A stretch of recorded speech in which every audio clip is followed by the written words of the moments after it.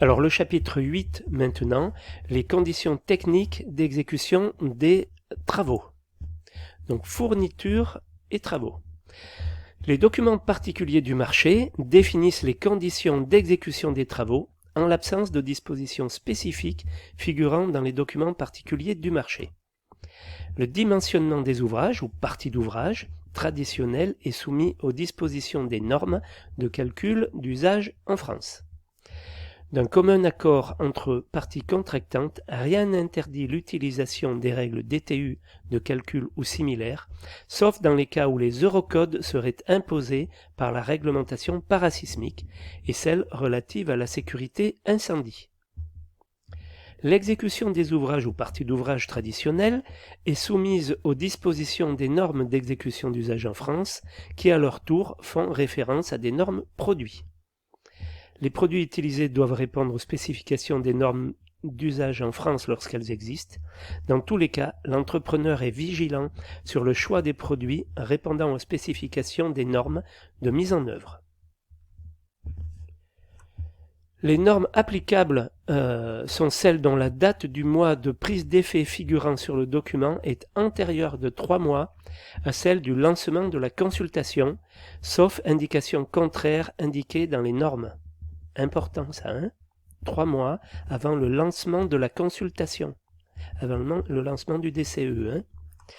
L'emploi de matériaux, procédés, éléments ou équipements non traditionnels est subordonné à l'existence d'un avis technique favorable en vigueur, délivré en application de l'arrêté de 2012 ou à défaut à un accord expressément constaté des parties.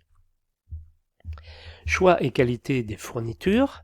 L'entrepreneur est responsable de la fourniture des matériaux et de leur mise en œuvre. L'entrepreneur est responsable.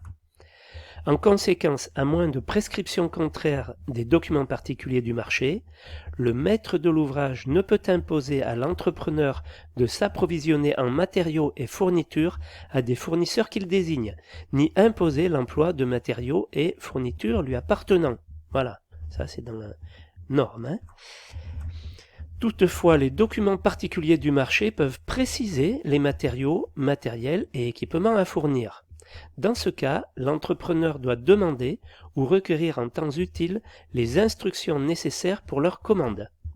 En tout cas, l'entrepreneur conserve le droit de refuser l'emploi de matériaux, matériels et équipements fournis par le maître de l'ouvrage, ne présentant pas les conditions de qualité correspondant à leur destination et ou à leur conformité aux normes. Travaux à proximité des réseaux. Marquage-piquetage. Le maître de l'ouvrage procède ou fait procéder, sous sa responsabilité et à ses frais, à un marquage ou piquetage au sol des ouvrages souterrains. Découverte de réseau ou endommagement de réseau et arrêt des travaux. Lors de la découverte d'un réseau ou l'endommagement d'un réseau, l'entrepreneur doit surseoir à l'exécution des travaux adjacents jusqu'à décision du maître de l'ouvrage prise par ordre écrit sur les mesures à prendre. Important. L'entrepreneur et le maître d'ouvrage établissent le constat contradictoire de la situation. L'entrepreneur ne subira aucun préjudice du fait de l'arrêt des travaux concernés. L'entrepreneur arrête également les travaux en cas de découverte ou d'endommagement accidentel d'un branchement si la position exacte de ce branchement s'écarte de plus de 1,50 m par rapport aux données de localisation fournies à l'entrepreneur. Il ne subira pas de préjudice du fait de cet arrêt des travaux et les actions complémentaires à celles prévues dans le marché initial feront l'objet d'un avenant à la charge du maître d'ouvrage. Synthèse.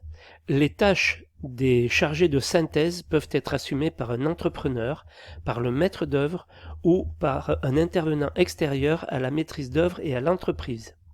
En tout état de cause, le maître d'œuvre, lorsque cette mission ne lui est pas confiée, participe à cette synthèse. La mission du chargé de synthèse doit faire l'objet d'un cahier des charges adapté au projet en précisant les modalités d'exécution. Les plans de synthèse représentent au niveau du détail d'exécution, sur un même support, l'implantation des éléments d'ouvrage, des équipements et des installations. Ces plans sont produits par le chargé de synthèse dans les délais arrêtés avec le coordonnateur OPC.